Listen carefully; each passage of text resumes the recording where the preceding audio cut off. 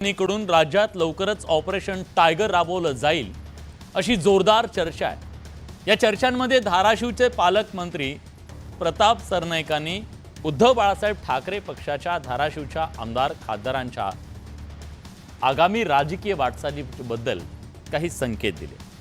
ओमराजे निंबाळकर आणि कैलास पाटील ठाकरेंची साथ सोडणार का हा प्रश्न त्यातूनच तर निर्माण झालाय। बघूया काय घडतं।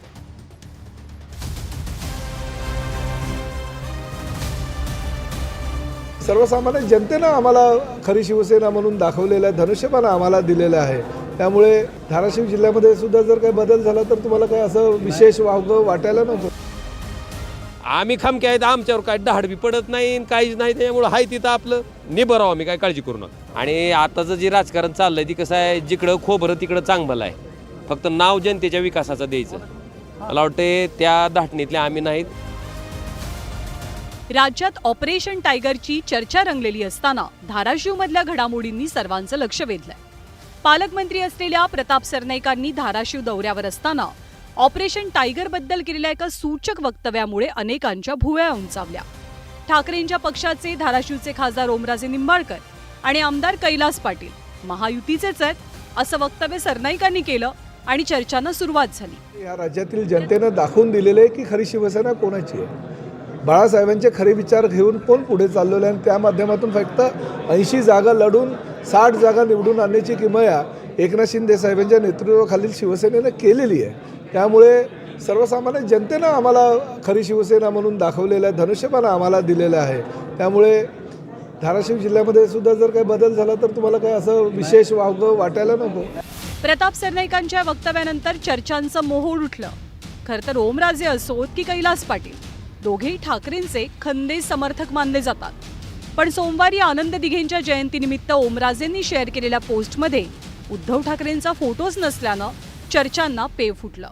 पण त्यानंतर ओमराजेंनी हे असं काहीसं स्पष्टीकरण दिलंय। मी कायमस्वरूपी सांगितलं की ह्या ओमराजेला एकदा आमदार आणि दोनदा खासदार हिंदुहृदय सम्राट शिवसेना प्रमुख बाळासाहेब ठाकरे, पक्षप्रमुख उद्धवजी ठाकरे साहेब ह्यांच्यामुळे मी झालेलो आहे। अशा परिस्थितीमध्ये संकटाच्या संघर्षाच्या काळात त्यांना सोडायचं काही कारण नाही।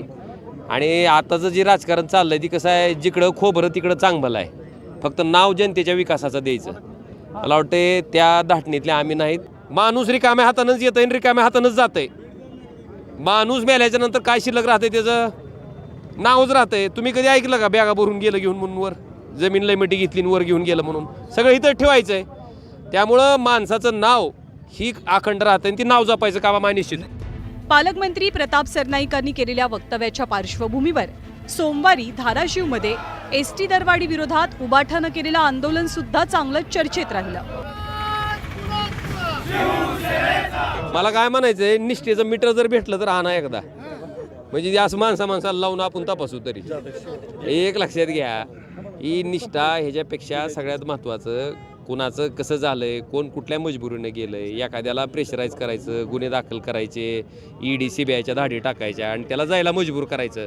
ह्या पद्धती बऱ्याचदा अवलंबलेल्या त्यांनी वस्तुस्थिती आहे का, ही वस्तुस्थिती कधीही नाकारली जाणार नाही, ती नाकारली जाऊ शकत नाही।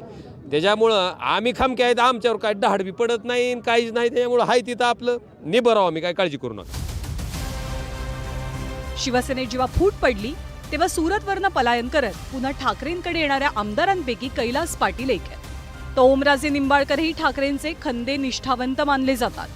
पण गेल्या काही दिवसांपासून राज्यात ऑपरेशन टायगरची चर्चा आहे। एकनाथ शिंदेंची शिवसेना पुन्हा एकदा उद्धव ठाकरेंच्या शिवसेनेला भगदाड पाडण्याच्या तयारीत असल्याचं बोललं जातंय। आणि त्यामुळेच ओमराजे आणि कैलास पाटलांविषयी सरनाईकांनी केलेल्या सूचक वक्तव्यानंतर धाराशिवमधनंच तर ऑपरेशन टायगरला सुरुवात होणार नाही ना, याची राजकीय वर्तुळात चर्चा पाहायला मिळतेय। Bureau report, news 18 Lokmat.